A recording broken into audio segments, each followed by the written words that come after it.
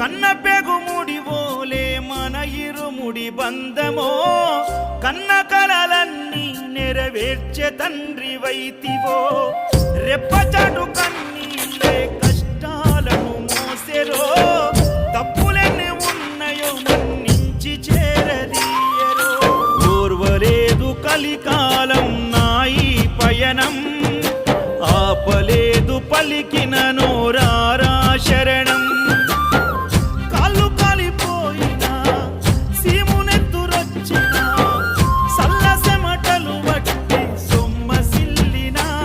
కనిపిస్తే చాలు అంటూ ఆకలిని మరిచిపోతూ అయ్యప్ప నిన్ను చూడందే కడుపు నిండదు ఎంత దూరం